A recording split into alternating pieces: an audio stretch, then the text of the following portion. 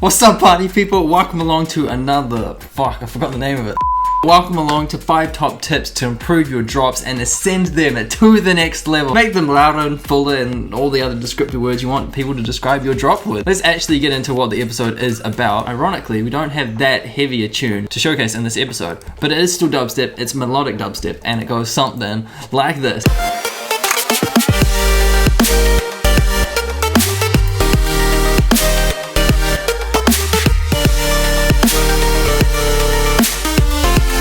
Anyway, top tip number 1 would be to saturate and group your basses or whatever your chunky sounds are together. That way they're less dynamic, more cohesive and glued together, etc, etc. I'm very pro group your basses together and just saturate them together because it does wonders. So that's what we have done here, but with the chords. So if you'll notice, before,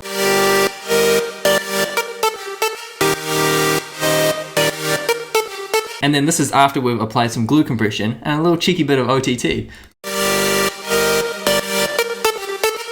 It's just more present, more in your face, more good, yeah.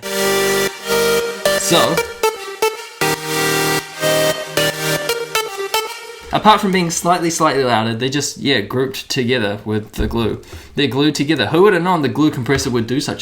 Also, it's worth mentioning sidechain compression isn't one of the top tips on this episode, but it should be because sidechain compression works wonders. If you don't know about it, look into it. I've done a tutorial on it before. I'll leave that link in the description. But I feel like I talk a lot about sidechain compression, hence why I left it off this list. Tip number 1, group your basses together. And sliding on into top tip number 2, we have adding crashes on downbeats or on snares or whatever other drum element you want. In this case, we've got it on the kick. So for example, just a cheeky crash. So the first couple of bars. And then let's add the crash in.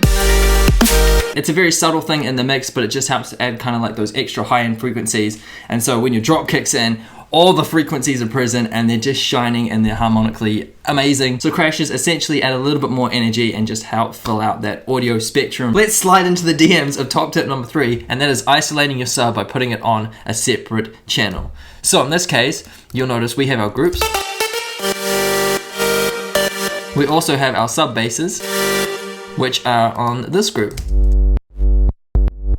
If you group them together with the chords, it might not be as clean as it could be if you just isolated the sub by itself. So let's not drag that into that group and just leave it as is. Some might say by adding the sub to the chords, it just helps glue everything together a little bit more. That is true, and you can probably try that and see which works better, isolating the sub or grouping it together with the other chords and basses.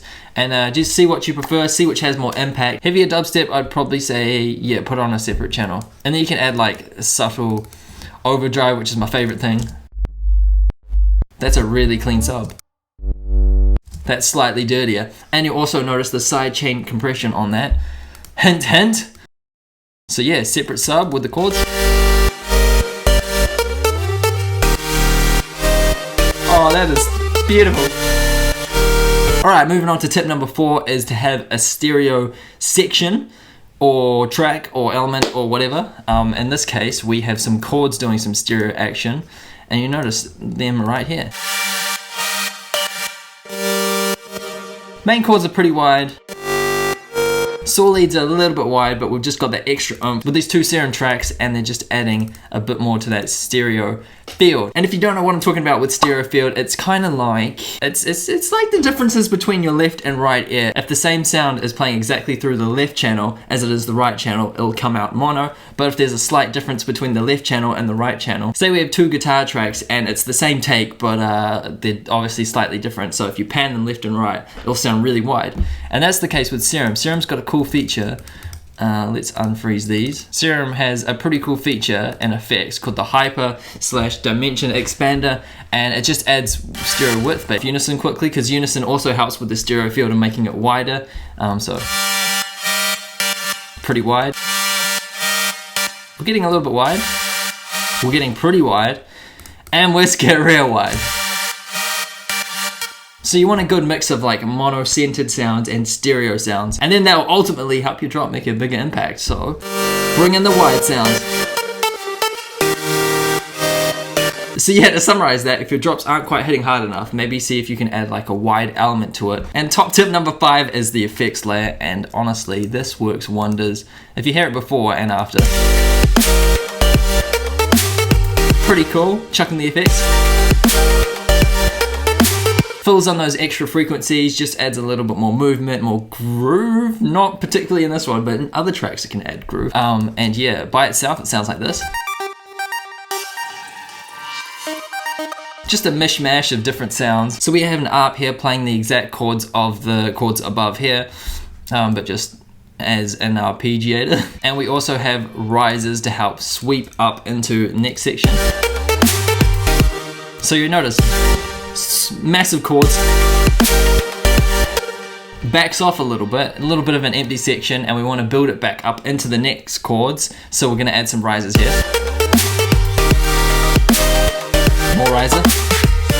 Backing effects and drops can literally help so much. Zomboy has got them on point. He knows exactly what to do. Just random sounds here and there to help accompany the basses and the drums, etc, etc. That'd be the best way I think I would describe it. I'll just play the effects by themselves so you know what I mean.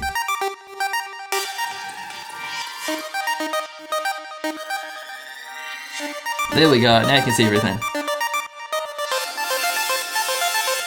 So my friends, that is my 5 top tips. Now to wrap them up, number 1 would be group your basses and add saturation or OTT if needed.